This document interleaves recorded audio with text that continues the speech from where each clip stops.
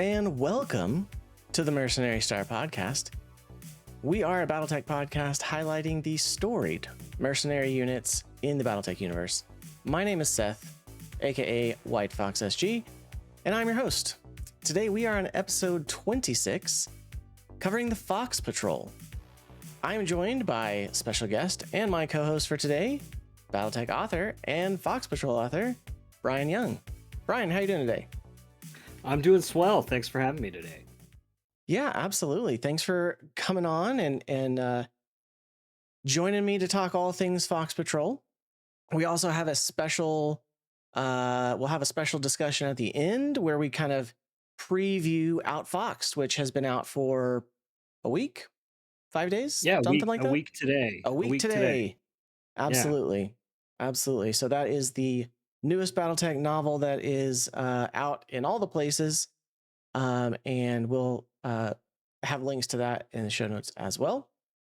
But first, a couple of questions about yourself, Bryan. How did you get into Battletech? My first exposure to Battletech was actually the original Super Nintendo MechWarrior game back in the early 90s.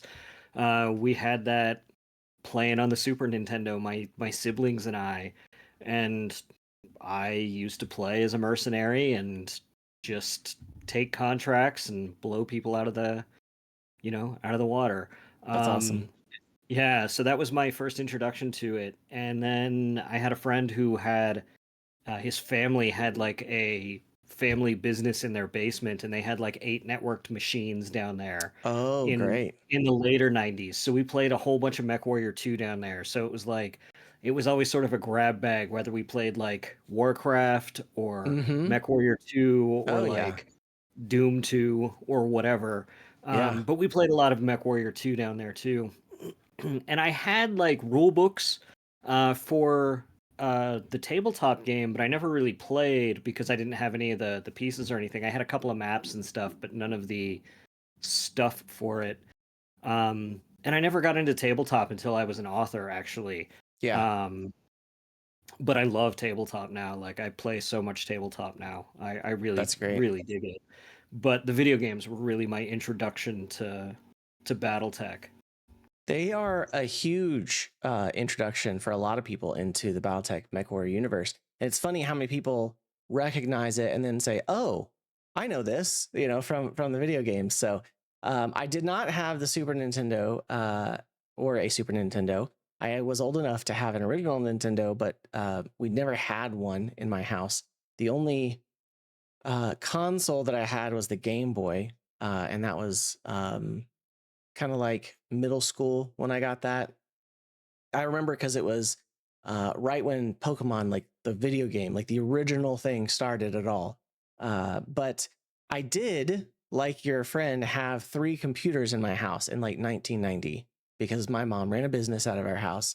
And so me and my friends would sit around and play MechWarrior 1, even though it wasn't, LAN compatible. We would play that just back to back with each other. Then MechWarrior 2 and Warcraft and like Star Wars, Dark Forces and stuff like that, TIE Fighter, all those great games.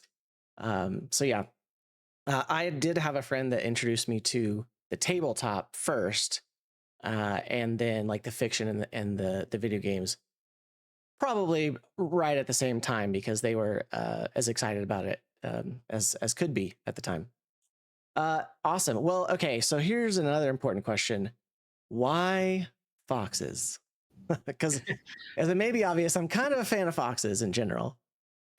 So for me, actually, this went back to like around that same time when I was in Boy Scouts. I was a one of my squads, like when I was in the Boy Scouts, was the Fox Patrol. Okay. So it was just like, it felt like a little homage to my youth. Nice. I was in a few different, groups in the Boy Scouts, and the Fox Patrol was one that I was in. I just thought it was a fun name, and it was kind of cute, and I had the idea for what the mech like color scheme would be in a way that I hadn't really seen. Sure. And it's, you know, it's not dog based necessarily, Right. which we see A lot of them. Yeah. a lot of Absolutely. in BattleTech. Um, and so that's what I went with, and I really liked um, that there was a mech that like there was a model of mech that had that name that it felt like it could fit in the universe, and I could have that little nod to just something in my youth that I would be the only one who would get or care about. Yeah. And that's really where it came from. And I thought it was going to be sort of a throwaway kind of thing. I had no idea the Fox Patrol would have any modicum of popularity whatsoever, and that I would Mm-hmm. still be. I mean, I wrote the first Fox Patrol story came out in like 2020, but I wrote it in like 2019, like early 2019. Like I didn't think 6 years later I'd still be writing stories or books about them at all, Yeah. and have more planned. Um, so I didn't think it was going to be. I didn't think I was going to be like stuck with the Fox Patrol. Not that I feel stuck with them, but I didn't No, I get think it. Yeah. it was going to have any lasting power. And I feel like I make up a new mercenary unit every couple of months to use Sure. somewhere in BattleTech. So I mean, that's uh, BattleTech in general, right? If we're not seeing yeah, more mercenary units on a weekly basis, it's not BattleTech. So yeah. No, I mean, I have a document of a list of just names of mercenary units that I come up with in my head when I'm just thinking about stuff, because that's how often I use them, especially since somehow I became uh the guardian of the lone wolves somehow, which is just full of mercenary units that get yeah. mentioned all over the place. Yeah. So um yeah, I've got to come up with mercenary units all the time. So the Fox Patrol was just sort of me going like, you know what I liked when I was a kid? Boy Scouts. Yeah. No, that's great. Funny enough, yeah, I think I mentioned it really early on the show, but that's been 2 years ago now. So White Fox, my gamer tag, my handle, everything, that is originally from BattleTech. It was, like 1990. I had I'd read some of the fiction at that point. Obviously, I thought Hans Davion the Fox was pretty cool, but maybe not 1990, whenever the clans basically invaded, because it was a kind of a combination of Hans Davion's, intelligence and craftiness, but then also I was a big Ghost Bear fan. So as especially after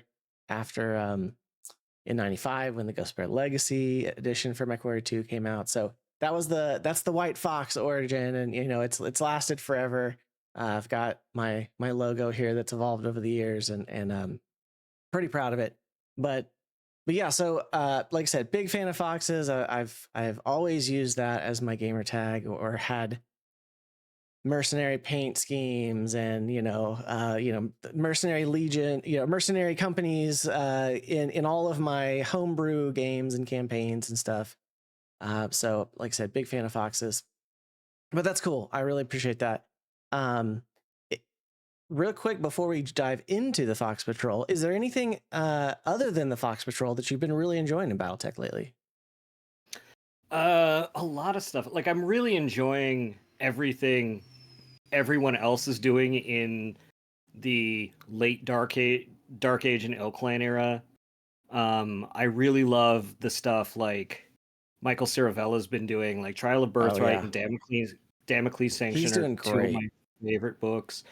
The stuff Jason Schmetzer's done with the Wolves Dragoons and with the new Grey Death Legion has been great. Yeah. Um, Everything Jason Hans has been doing with uh like his Sea Fox stuff and his Mm-hmm. all the stuff he's been doing has been really good. Um like Shrapnel has just been fun. Yeah, it's Like across definitely the been board. blowing up for sure. The Shrapnel Gothic episode like issue was just terrific. I haven't got to Um dive into that yet, but I know the of Mex and Men guys. I'm really close with them, and they just put out their review of it. Were you on there with them? Was that you? No. Oh, no, It's I Hansa's story. It's Hansa's story that they're talking about. Yeah, I no, think. I've been on there with them before, but not about that issue. Okay, No. okay. And Because I speaking thought, of Fox Patrol, yeah, I was gonna say I oh, thought you had one in there too. So, so I've got a story in there, but it's not Fox Patrol. It was Lone Wolves.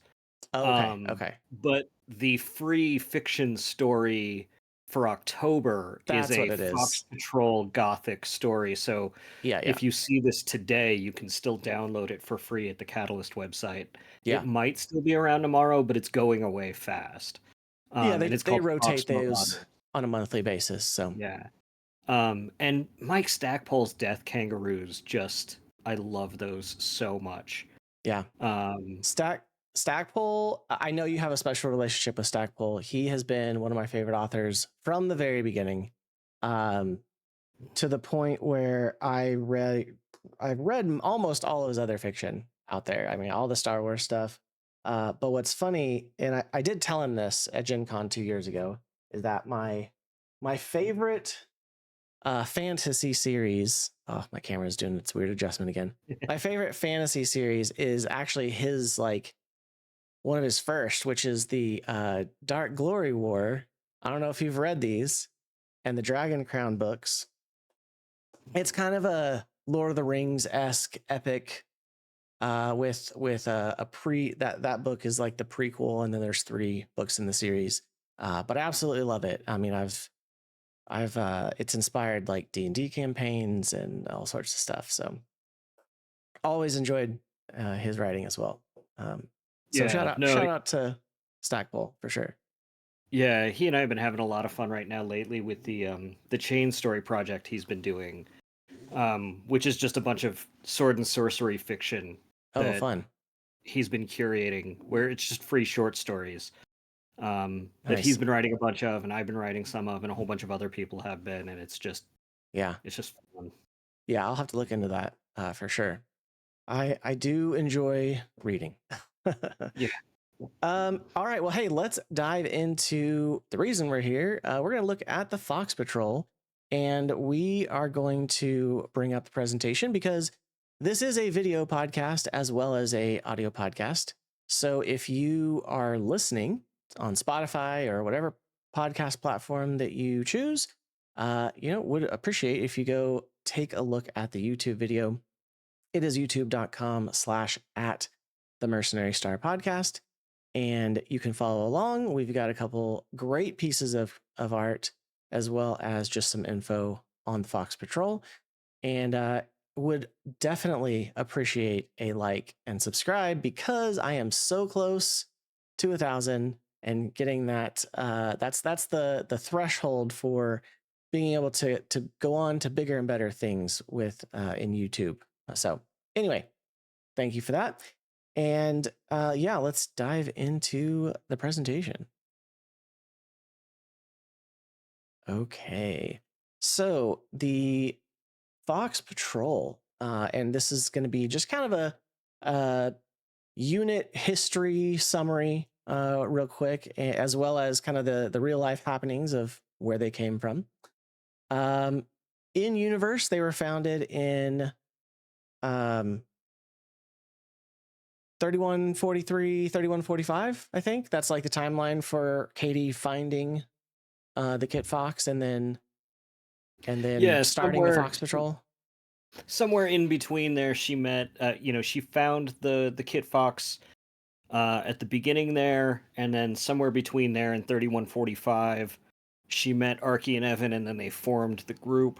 Absolutely. I haven't written the story about when they met exactly, so there's no official time of when that happened. Yeah. So when that story gets written, we'll have an official time. An official but I date. haven't. Yeah, an official date, but there's no official date yet. That's okay. That's fine. And yeah, like you mentioned, she finds the Kit Fox in the jungles of the planet that she's on. We'll get to that in the unit summary here in a minute. They're still in existence in ilClan. Like we said, Katie Ferraro is the founder and commander, and they first appeared in The Secret Fox, which was Shrapnel number 3, December 2020. Right? I'm not wrong? Yeah, that's correct. Okay. That's correct. Okay. Perfect. And then a couple fun facts. I actually caught about 10 minutes of your stream with read the other day and heard the first one, which is probably why you saw it on there, that Katie was originally supposed to find an Arctic fox mech. Yeah.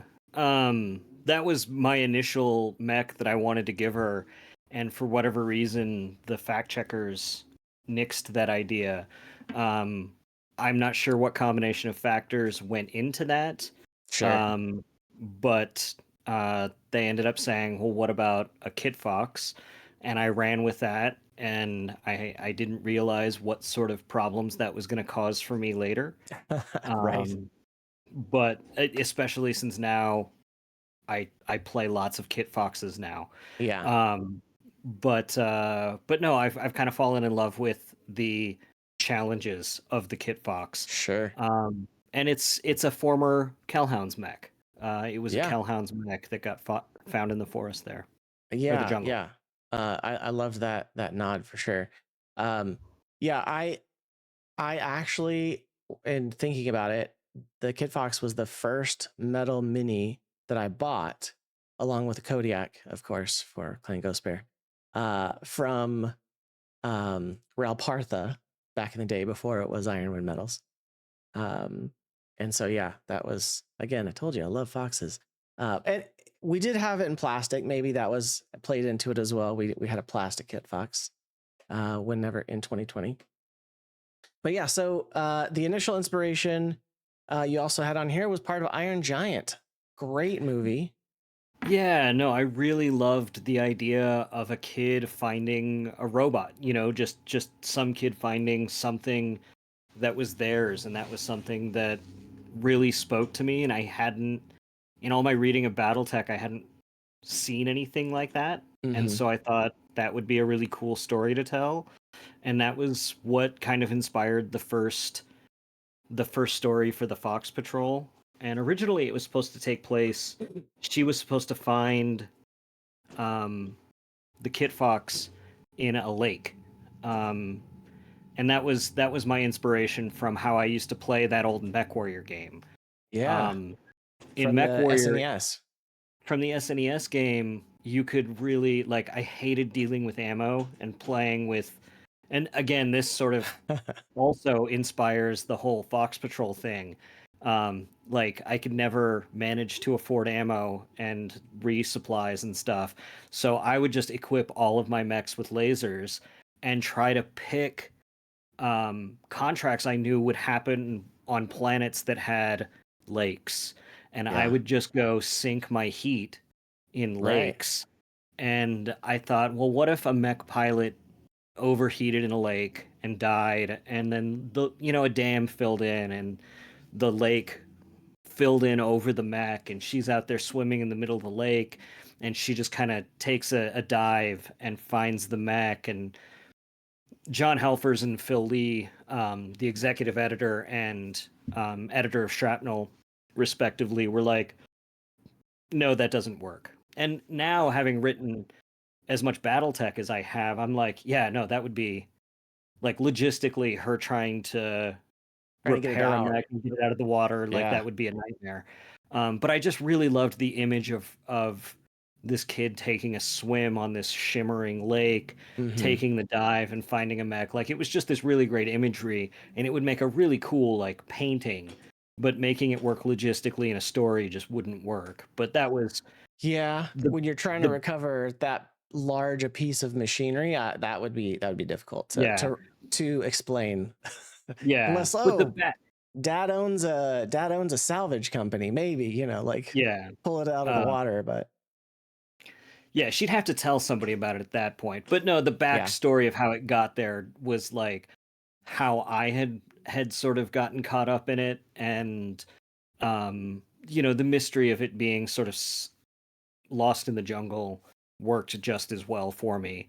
yeah, So I wrote it that way. no, that's great.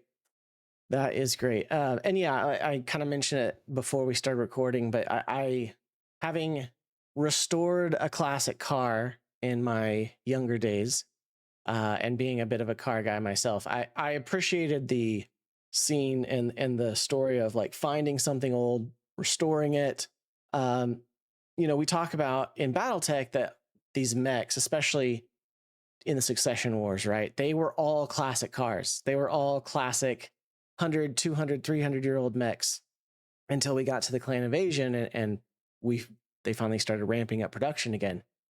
So yeah, I loved that kind of aspect, but with a clan mech, right? That had been hidden away, kind of one of those things where it's like, oh, somebody found a Mustang in somebody's barn, and it's something that they can pull out and restore and is a surprise to see later. Yeah, I think that's one of the things I think people respond to most about Katie as a character is that it's very relatable how excited she gets about different mechs, because I think a lot of people respond to that with cars in that way, but B, I think we get excited about mechs, especially when we play with them on the tables, and in ways that I think she does when she sees them in the stories. Yeah, she's always breaking them down, always relating to them for sure. Awesome. Well, let's see. Moving on here, there's not any full source books for the Fox Patrol yet. I mean, who knows?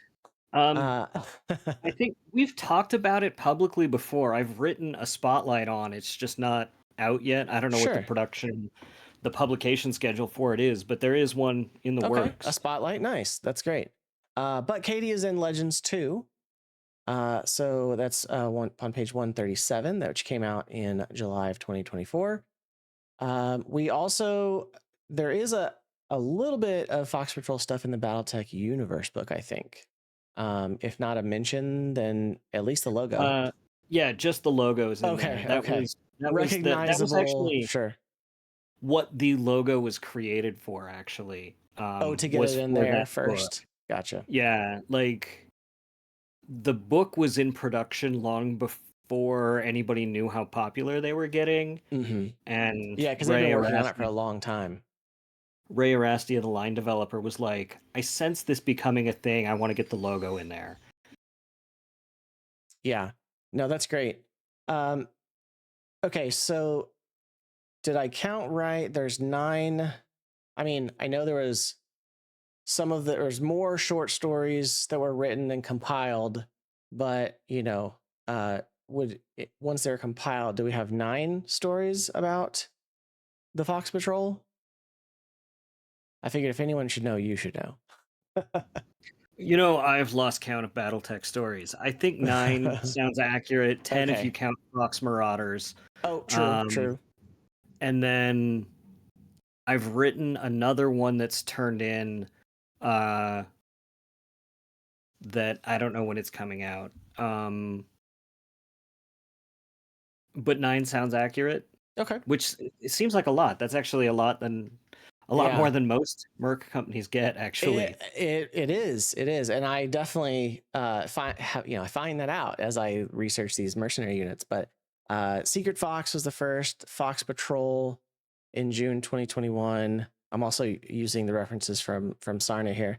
The Fox and the Bear, December of 21.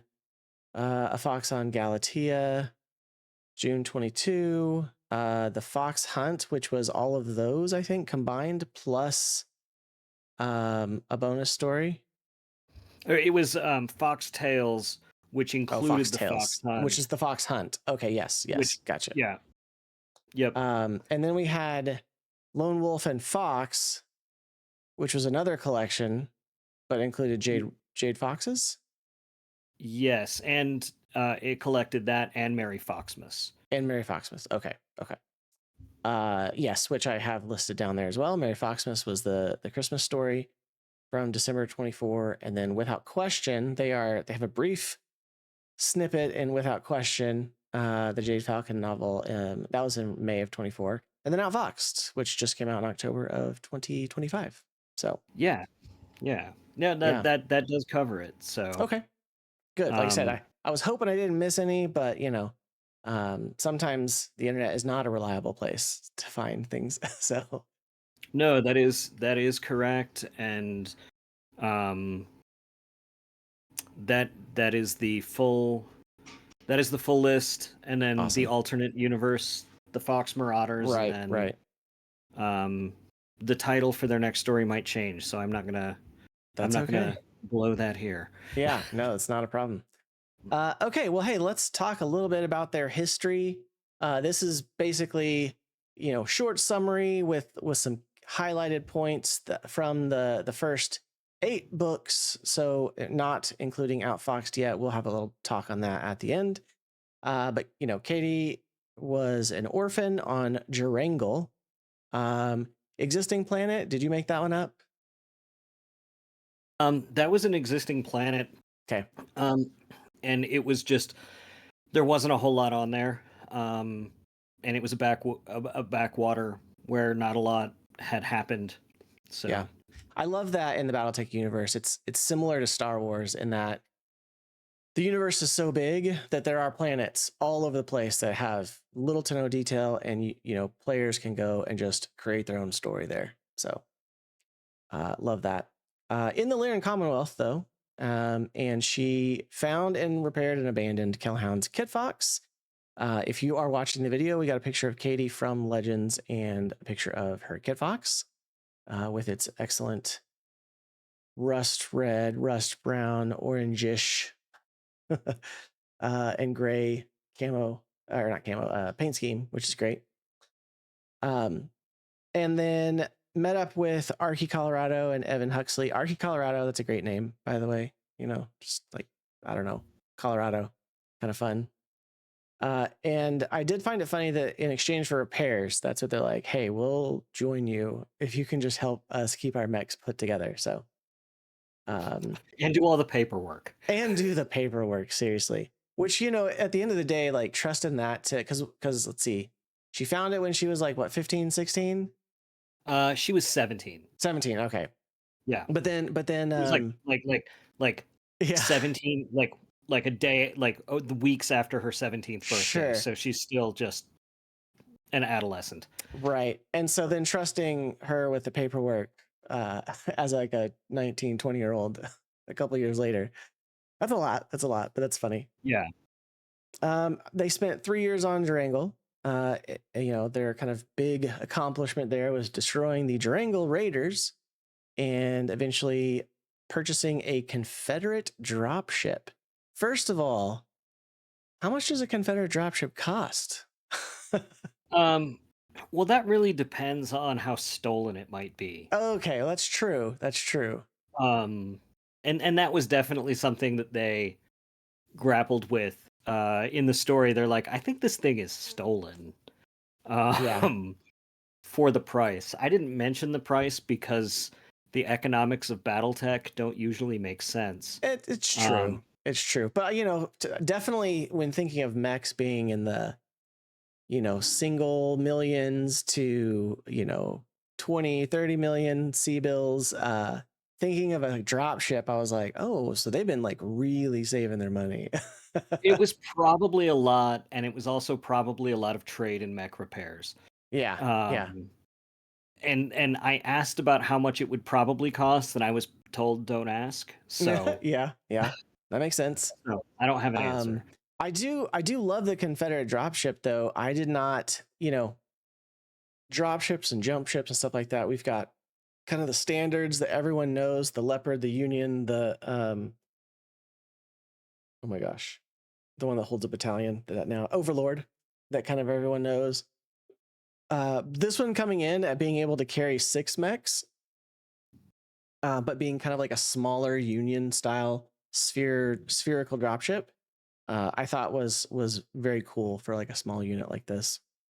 I liked learning about the fact that it could do like a whole lance and some aerospace fighters, or six mechs, and still have room. So that's cool choice. Not that you need me to tell you that, but I did like that and appreciate that.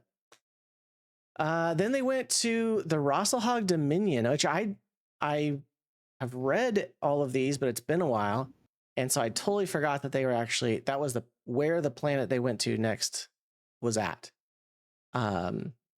It definitely kind of find it odd being a clan-ish, nation, that they were hired, but obviously by locals who are probably not to come in and hunt some that pirate Kodiak, which is a great cover on the Foxtails.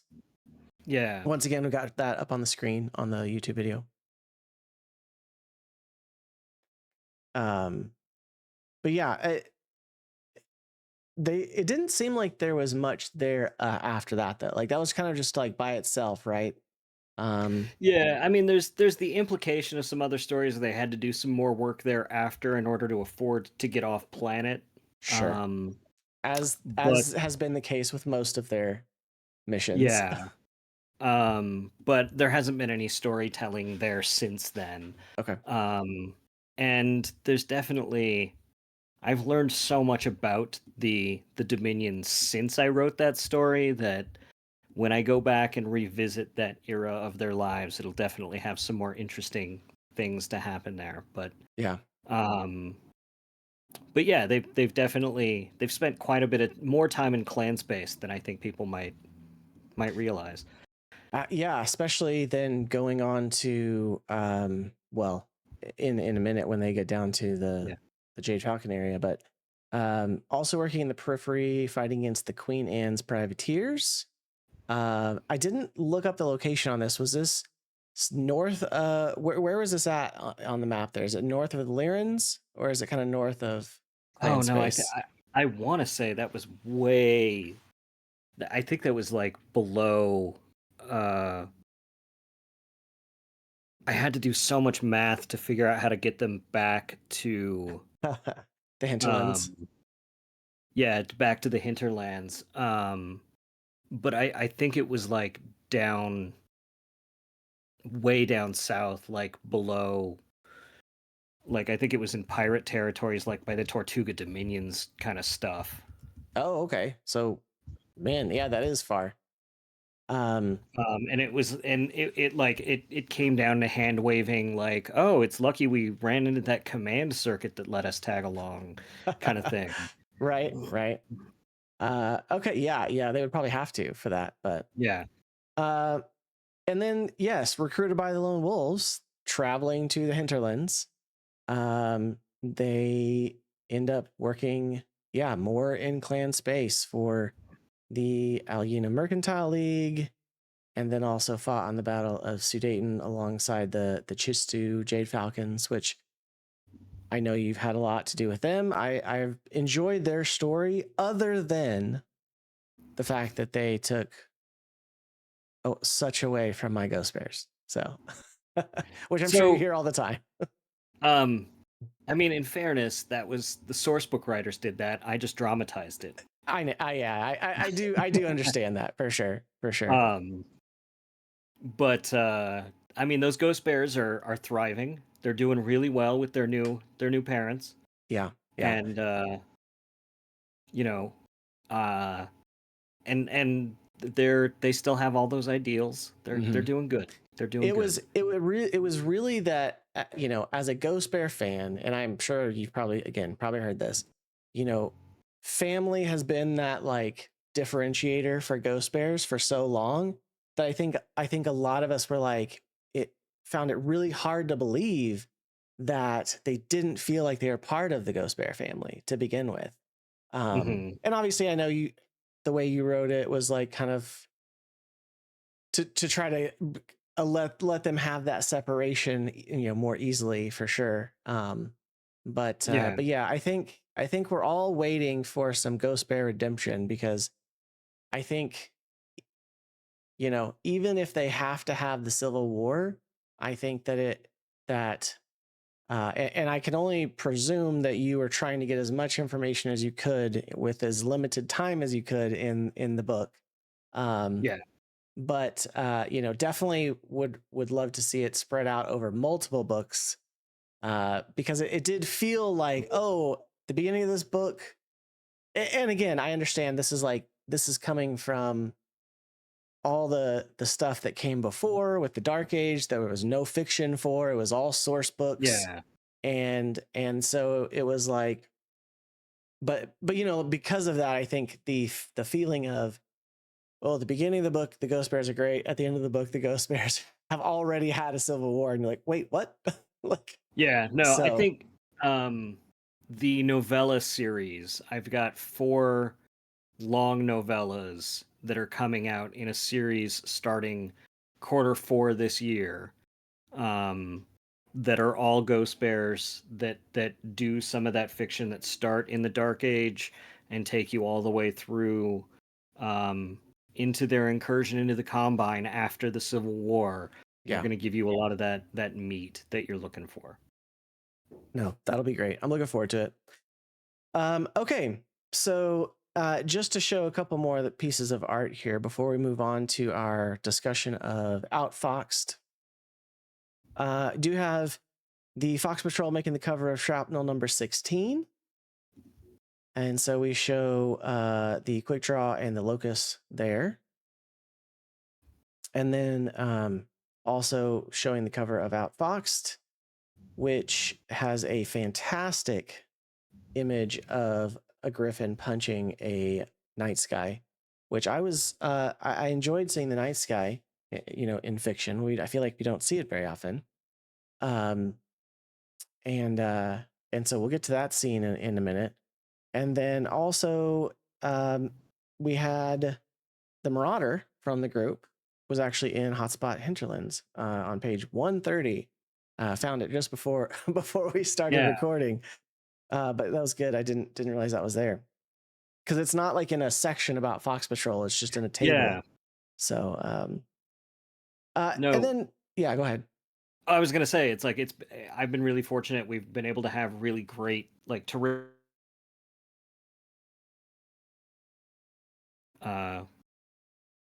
mostly on covers too. Yeah, no, that's fun.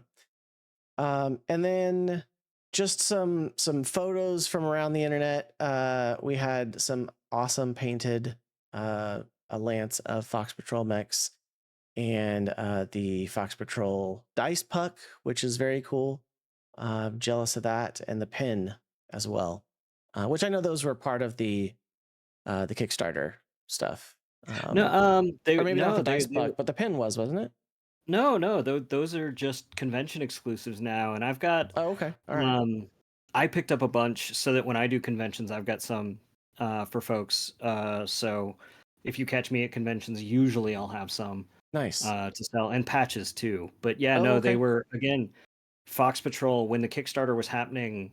I thought for some reason they had been one of the options to choose, when you could choose the pin and the coin and the stuff like that, but I guess not. No, they got. It was funny. Adepticon 2023 is really when Fox Patrol started getting on the radar of like Randall Bills and Lauren Coleman, because I was there as a guest at Adepticon, and they were there because it was the big, 40th anniversary, or was it 2024? It was 2024. Was the 40th. Yeah. That was the year it was. It was the big 40th, and people kept coming up going like, when are we getting Fox Patrol merch? When are we getting Fox Patrol merch? When are we getting Fox Patrol merch? And Lauren literally had no idea who the Fox Patrol were. and so he kept going like, why are people asking about this? And Randall had to explain to him, oh, it's the unit like Bryan made. Mm-hmm.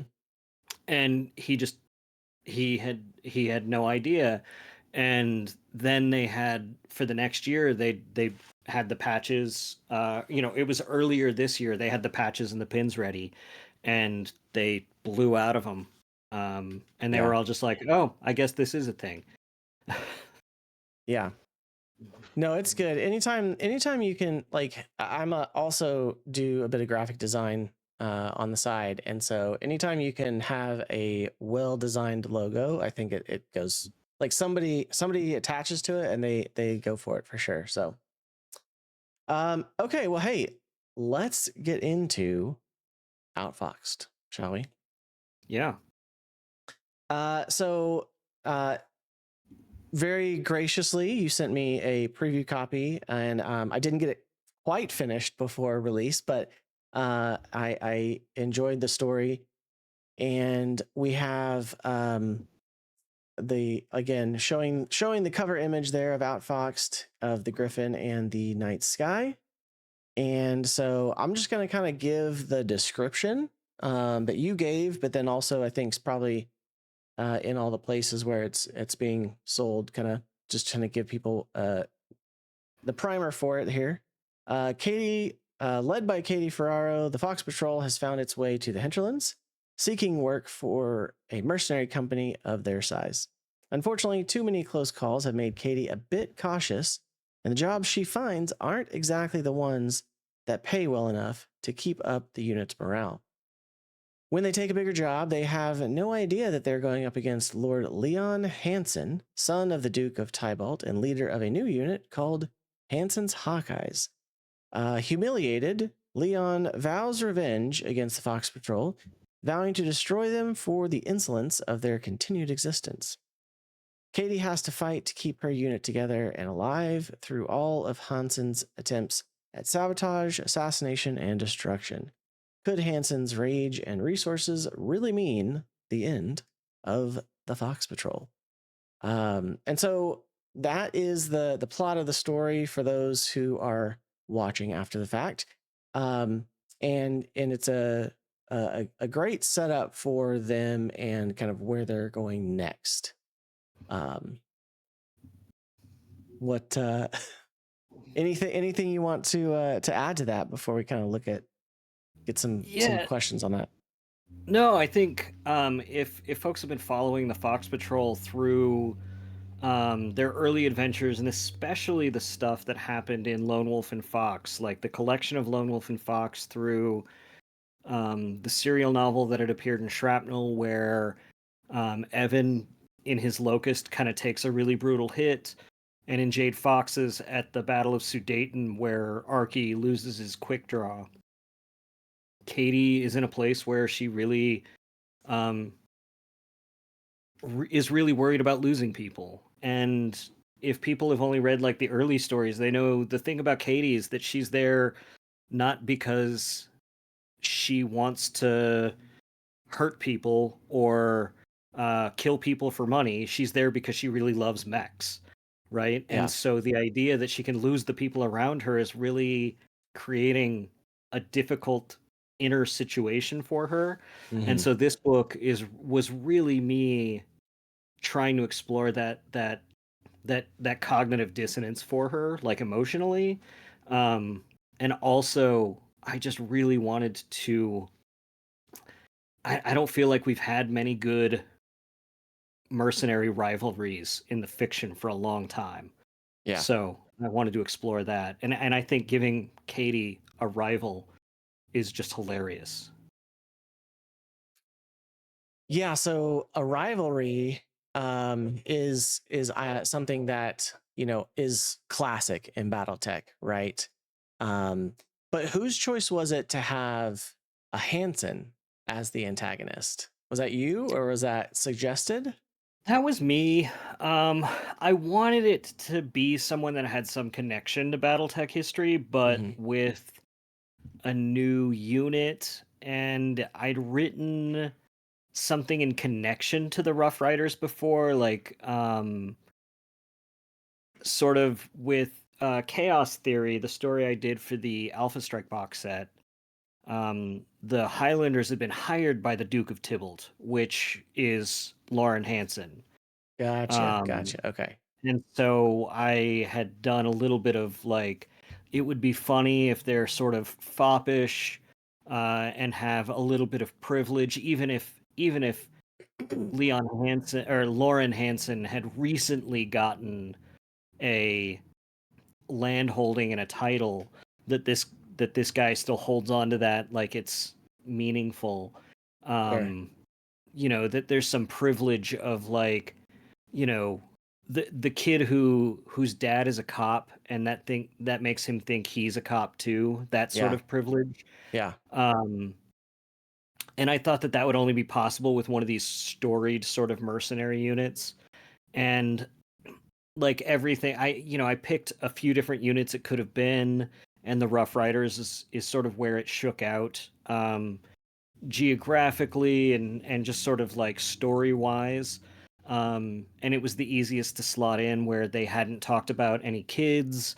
and Yeah. I could bring them in. So it was just me kind of doing the math on who was possible, and Okay. fact checked it didn't nix it. Key to getting it Yeah, done. No, that's good. That's good. And I'm maybe kind of jumping ahead a little bit here, but like, so obviously we see Leon, the son here. I definitely didn't realize how young he was until later in the book. yeah, And so I was like, man, this guy is really just something, you know? Like, because I don't know why, like the addition of the word Lord made me think, oh yeah, he's got to be in his like 40s or something, you know. He's full into his entitlement, you know. But no, he's definitely a kid, even younger than yeah. Katie, according to late we find later. So it's interesting.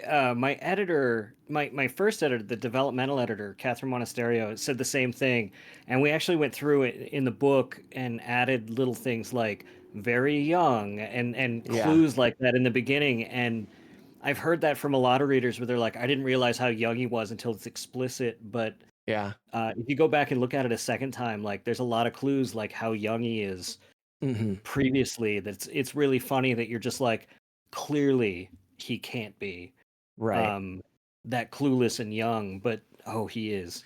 Well, it does, So especially in hindsight, kind of explain that like college age uh mentality oh for yeah, the character that he you know, again, it makes me think of like a 50s movie with a, you know, the college age kid in his leather jacket, yeah, uh having that entire scene play out with Katie in the street, right? yeah, That he's like, how dare you, you know, kind of yeah, thing. Which, you know, so it again, when I realized how young he was, okay, that made definitely more sense for sure. Although I will say, when I read that, having, you know, read the description of the book, I was like, oh, please let this be not the only reason that he has vowed to destroy them. oh I yeah, was no, like, he did. that's really, I was like, Bryan usually does better than this, you know, like, and then the mech battle later is kind of the real reason, and that's the, you know, the spilling of the drink is the icing on the cake of why it's just Yeah, offensive. So that, like I said, definitely redeemed it after I got to that part. But I was just like, oh man, you know, kind of thing. So that's funny. yeah, Um, yeah. So, I but just no, felt like I I think needed that's to good. introduce him early Yeah. just No, so that that makes he was sense. on the page. Yeah. Yeah, for sure. Um, and then you know, again, kind of skipping around our questions here, but how do you, so in thinking of that, you know, you're talking about Katie's maturity, right? And that she is just super hesitant. And I like how you said it earlier, she's here because she likes to talk about mechs. And I had this thought of like, it's kind of like you take a classic car aficionado and then all of a sudden you throw them into war. And they're like, Yeah. well, I know everything about all these vehicles, but Yeah. I don't necessarily Exactly. want them, you know, or a World War II buff who's Yeah. like all of a sudden being thrust into, you Yeah. know, combat. I can only imagine, you know, that would be heavy Yeah. stuff for sure, which obviously you're trying to work through in the book. Okay, so yeah, so then speaking of that, how do you kind of compare the maturity of Katie and Leon, knowing they're both in their like middle, or him in his case younger 20s? I think they both have levels of immaturity. I think the difference between the two of them is that Katie realizes it and Katie's actually working to like address it. Like Yeah, Katie realizes like there's obviously something going on here and I need to deal with it, and Leon is not at that point yet. And yeah, Leon is probably not going to be at that point for a while because he has the money and people around him and that are disposable enough that he doesn't need to be at that point. yeah. He doesn't quite Um, learn that lesson. yeah. Yeah. Um, I feel like we almost see a glimpse of it towards the end, but then it's like, so, the happens and he's like, nah, kind of thing. yeah, no, nope, not gonna happen. So No, that's I've got okay. yeah, no, he's gonna be a fun character to play with Yeah. in the future. And again, like I said, I did catch a little bit of your stream with Red the other day and the whole rivalry of, Jamie Wolf and Wayne And Wayne Waco kind Waco. of thing, balance. I can definitely see that for sure. Although, by the end of it, when Wayne's like, I've been thinking about you every day, and Wolf's like, I don't think about you at all. Yeah. It's a classic line for BattleTech there. Okay, so some other questions about the story. Why Almo is it Almotasen? Almotaken? I pronounce it Almatason. Okay. People can go back old school and call it Stoner Boy, which is what it was on the map for a long time before it was I did see Almatason. that. That's funny. I don't know why, but that's what it was. Um, Did you pick the name or did they say, hey, well, let's rename it kind of thing? no, so that was this was the hiring hall from Hotspot's Hinterlands. Mm-hmm. So did that come And first? yeah, Okay. so this was I was writing Voidbreaker at the same time Hotspot's Hinterlands was getting worked on. Okay. And so I was working on, and we were working on that sort of in tandem in that team because I wrote the intro fiction for that. So I was working with that team pretty closely. Um, no, they'd even started a little bit beforehand. They kind of gave me a heads up about it because it's so close to Sudetan. Mm-hmm. Oh, Um, okay. Gotcha. so actually, while I was writing Without Question, they kind of gave me a heads up about it. And I was really glad they did because having a hiring hall one jump from the In the capital of hinterlands? Yeah. yeah, um, because not having GE not address it would have been, I feel like, narratively problematic in Without Question. Mm-hmm. That there's a hiring hall sprouting up one jump away. So they told me about it initially for Without Question, and so I worked that into the narrative and Without Question. Then they asked me if I wanted to do the opening fiction for it, and then as I was writing Voidbreaker, we worked on it uh, together pretty closely, and they explained to me their plans for what they needed to do with the HPG network because Voidbreaker was sort of the book about that, and asked Yeah. me if I had a character in Voidbreaker that they could put in the HPG station, and then asked me to write her profile for that based on what I'd already done in Voidbreaker, which is why she has the cameo in Outfoxed. Yeah, Petrichor. Yeah, Petrichor's Yeah. there, and which is why she's in the Hinterlands book. But as they were giving me the pages about what Almatason was in Hotspot's Hinterlands, just to kind of keep me up to date on it and what was going on with Petrichor and how she needed to fit in with that, that's when I started getting the idea about why I thought the Lone Wolves needed to go there, and why a Fox Patrol book there would be really interesting, Mm-hmm. because it's just a fun playground. I find it And interesting there's so many contracts being taken on planet, you know. yeah, Um Also though, it being kind of a Wild West, definitely kind of vibe of settle where you want to settle yeah, because there's no one that's really out here making the rules. Where yeah, she kind of has a realization of like, where's the police at one point, and she's like, yeah. oh wait, there's not police. So Yeah, it's just the 21st Centauri Peregrine Lancers that are just like, actually, we don't care. Um, and that's kind of why somebody like Leon can thrive in a place like this. Um, but part of it was that I thought it would be a really interesting place for Katie to operate, and part of it was as a tie-in writer, part of my job is to create interesting stuff for players, right? And I'd already been hearing because of Lone Wolf and Fox that players were having a really great time using the Lone Wolves for their campaigns, oh, gotcha. right? Mm-hmm. And that it was creating a really dynamic, interesting, easy way for players to, or for shops, or for people running games to have players drop in and drop out with their units week to week if they have to miss or whatever, because they can just have contracts with the lone wolves, and every week can be a one-off. Yeah. And if they miss, they didn't sign up that week, no big deal. And Almatason and Hotspot's Hinterlands was such a great book, and setting, that moving the lone wolves there and putting the Fox Patrol there and expanding it with the book just felt like it would be fun.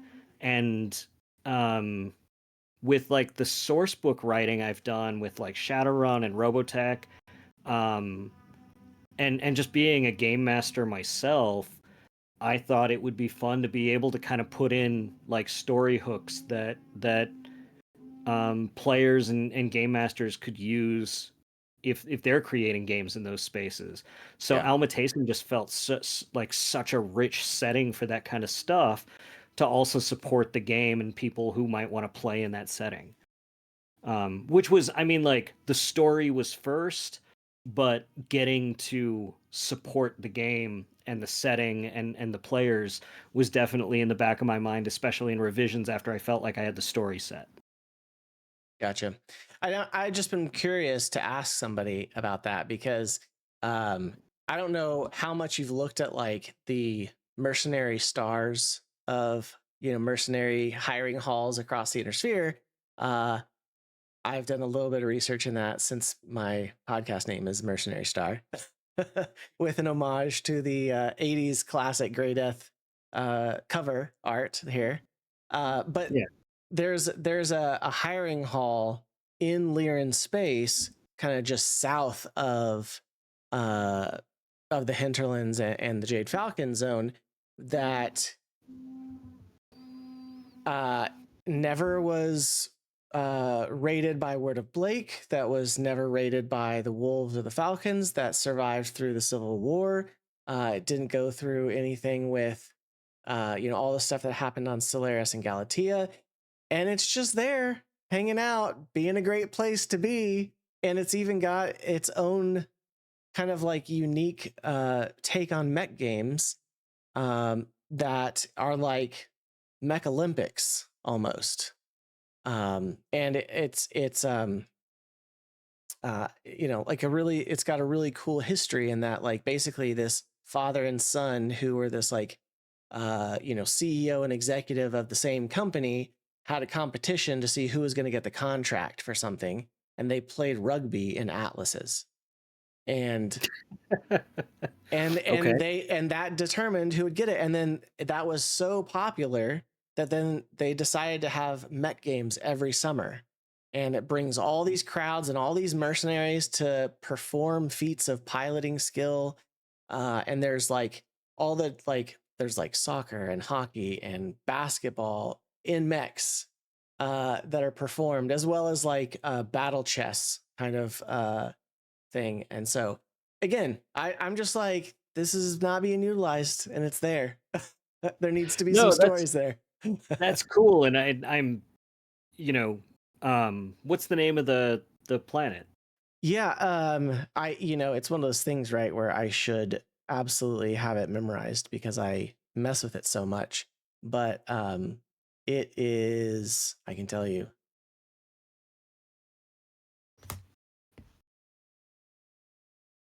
It is Noiselle. Oh, I have scenes on Noiselle. Yeah, the On Noiselle In Summer Without Games. Question.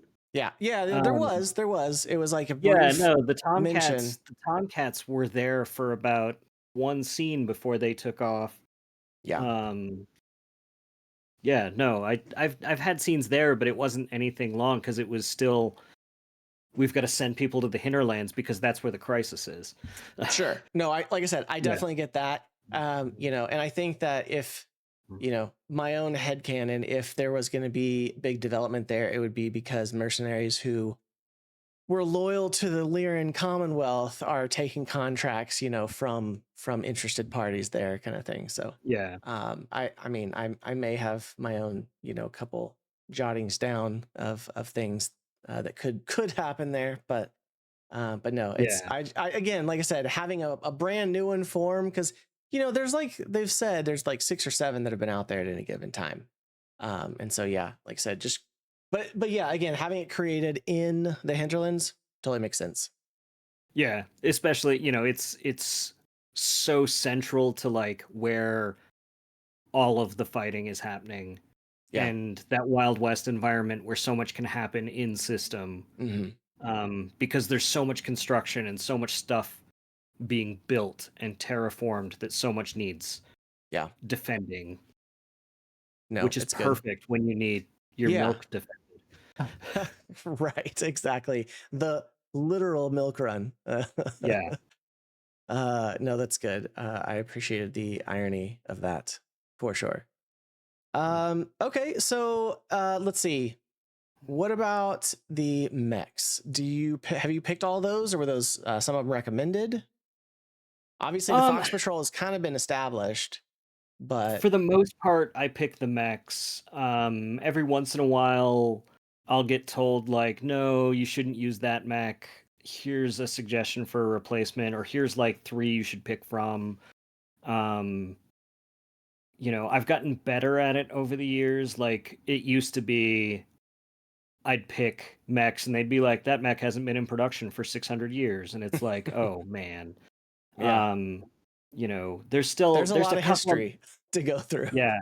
There's a couple of mechs I keep trying to sneak in and I keep getting told no, but like I'm still working on it.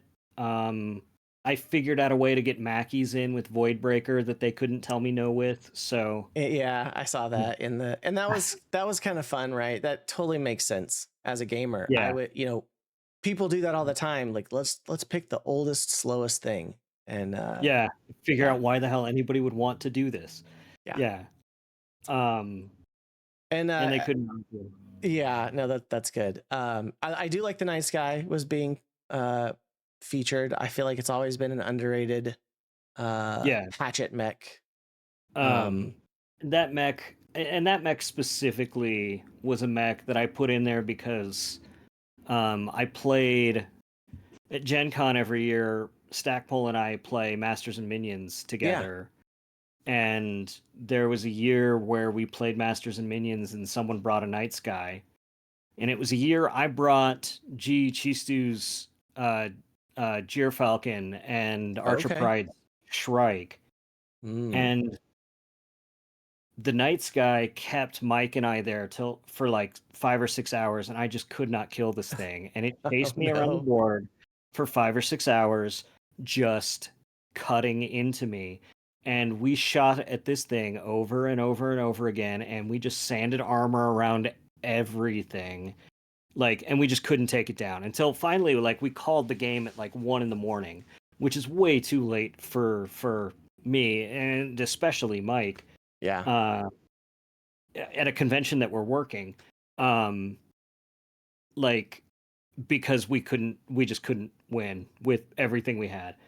And I was so like jokingly enraged about this. I told the guy that we did it. I'm like, i'm I'm going to take care of this in a book.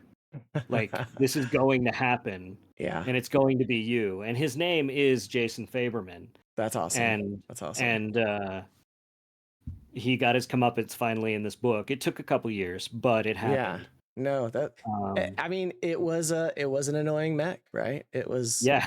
absolutely just kept standing through all the punishment it took. So Yeah. that's good. No, that's fun. And I I like love it. that. I love that mech. I love it now. Like, and having Sure. played with it, I'm like, there's a reason this mech is obnoxious. Yeah. No, that's great. All right. So let's see.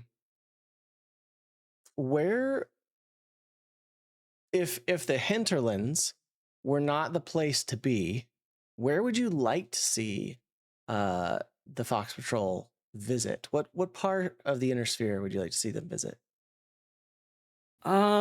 well, it's funny because like I think the Fox Patrol should not be in the hinterlands. Like I Right, think right. the Fox Patrol, like the hinterlands is the wrong place for them. They should Hmm. absolutely not be there because it's too dangerous. I think they should be like vacationing somewhere. Like, well, I guess Nice, the thing is a nice there's garrison nowhere. contract. Yeah, a nice garrison contract somewhere out in like the middle of nowhere. Um like the like Canopus somewhere um yeah, no, there's really nowhere they really belong. Like they should just go back to Durangle and guard rice paddies or something. Nice, Um nice. I mean the thing is that Katie's just not going to do that. I'd like to see them Sure. go to Solaris. Solaris. Can you imagine Katie on Solaris? That would be Um interesting. That would be interesting. Katie, I'd also be interested to see like the culture shock of her visiting, any of the other great houses at this point. yeah. No, and that's something.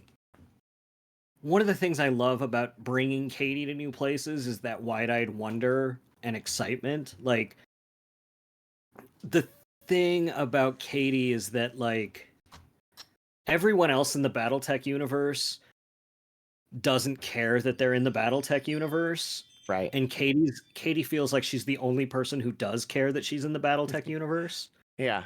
No, it's like when whatever city that you live in, you don't care anything at all about all the touristy stuff until like your friend from out of town comes in and you show them all the cool stuff around town, and then you're like, oh, I guess stuff around my town is pretty cool. Yeah. Like Yeah. Katie is that visitor into your town that shows you all the stuff. Like the Hmm. story on Galatea, I hear from a lot of people like, wow, it was really cool to see Galatea through her eyes. And I didn't realize it when I was trying to research stuff about Galatea. Nobody'd really written anything about what Galatea's streets are like or Right. what cool buildings are there. And I called up Mike and I asked him about it because like he'd written Galatea and like Hmm. practically created it. And he's like, yeah, no, I didn't Do whatever. yeah. And it's funny, I created St. Michael's Cathedral there because I thought like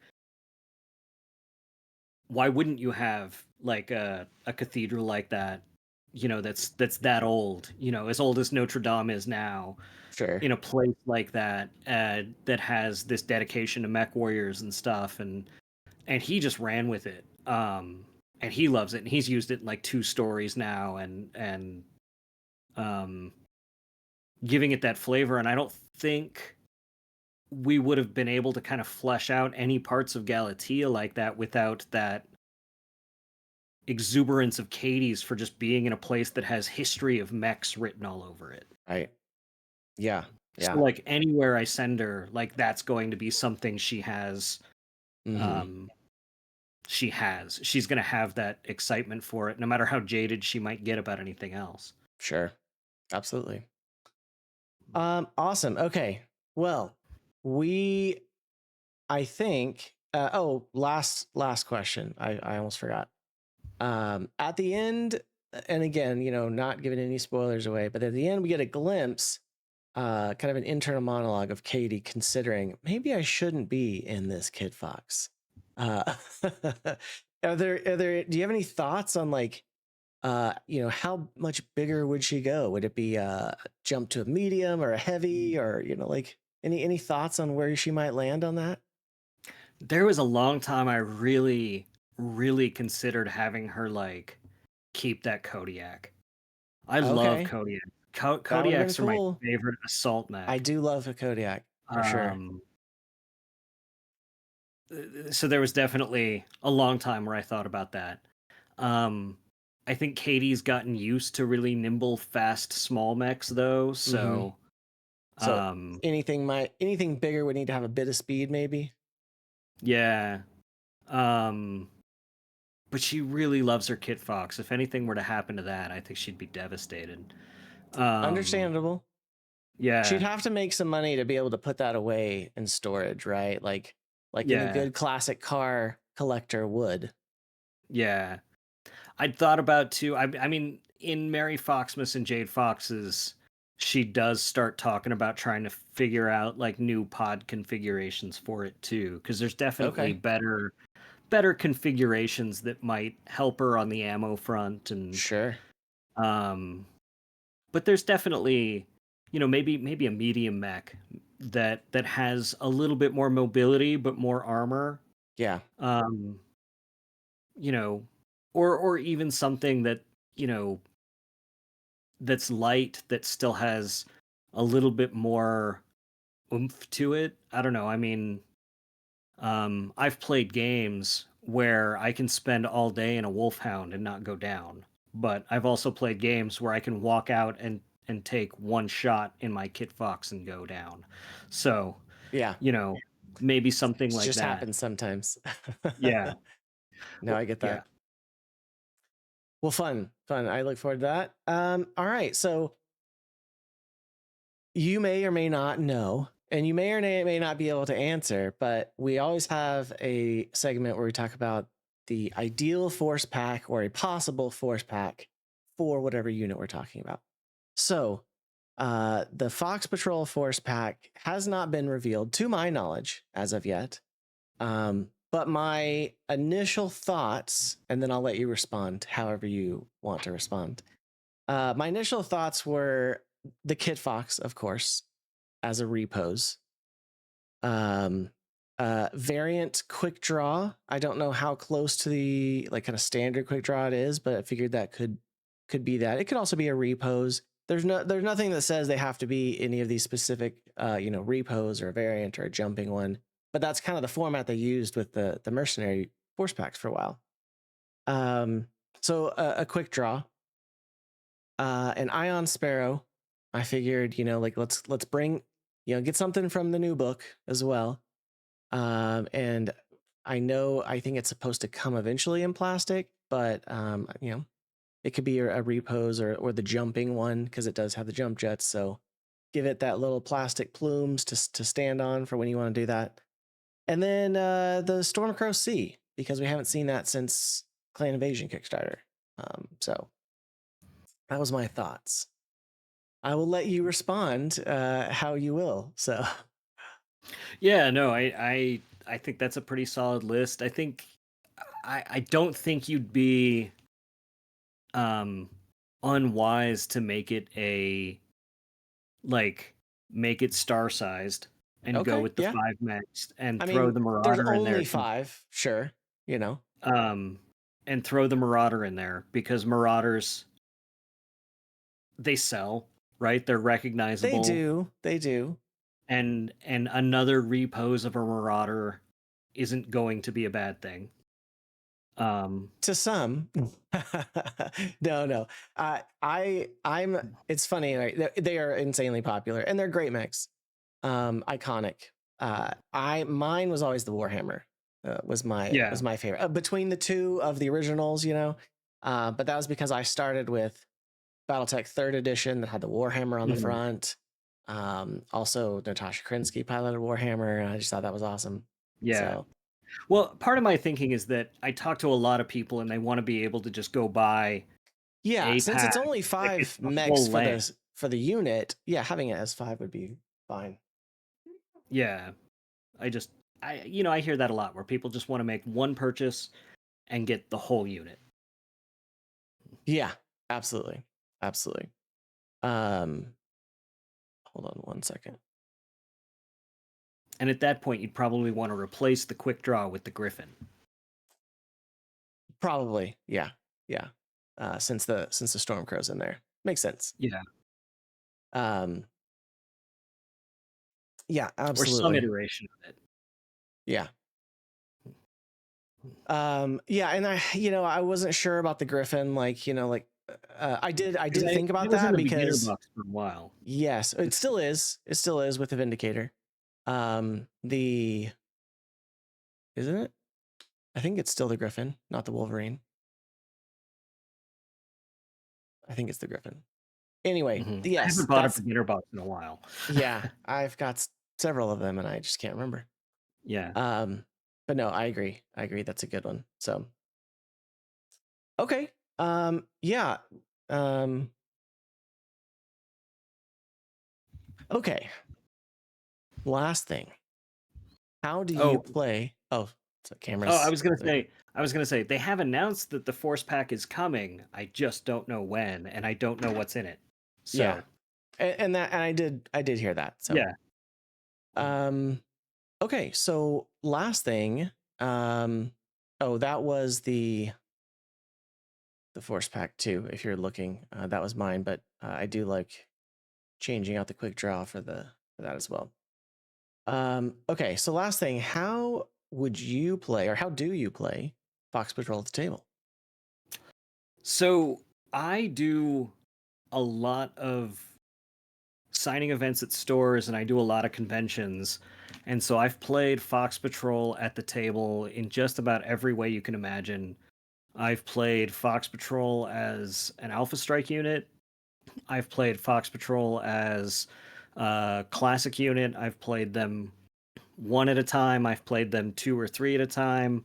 I've even played Fox Patrol. One of my favorite convention experiences actually is the folks in Colorado. I was a guest at Genghis Khan in Denver, Oh yeah, and they had organized battle troops, which is an old yeah, um, BattleTech set, and they set up the scenario from Lone Wolf and Fox where uh, um, Dex and Rhiannon are training the Alyena militia, okay, yeah, and where Arky in his quick draw is training the infantry, and they have to pack explosives on his ankles. They nice. had a full size battle troops scale quick draw on the table that they Oh had me wow, play, and they had all of the people playing as infantry trying to pack explosives on my ankles, that's um, fun. with battle troops rules. So I've kind of played Fox Patrol on the table just about every way you can play, because when I show up at events, people really want me to play Fox Patrol, which is great, and I love doing it. Which is kind of why I always get a little bit confused about like what is their piloting and gunnery skill, or what is their primary mech configuration, Hmm. because a Katie futzes with everything and changes it a little bit every time because she's Sure. Katie and she's a mechanic, but also because the way a lot of folks play, um, they will change the configurations or the piloting and gunnery skills to match the BV for what the battle value for whatever anybody's bringing to fight against me or whatever. Um, so I never know what variants I'm going to be playing with when I come to a table, and I've probably done that 20 or 30 times. So Nice. I'll show up and I'll play with whatever anybody hands me that's in a Kit Fox chassis or whatever. Sure. Um, So do you but see them? So like, what kind of strategy do you use? Do you play them as? Are they, since they're kind of a mixed lance of size and yeah, they speed? really are.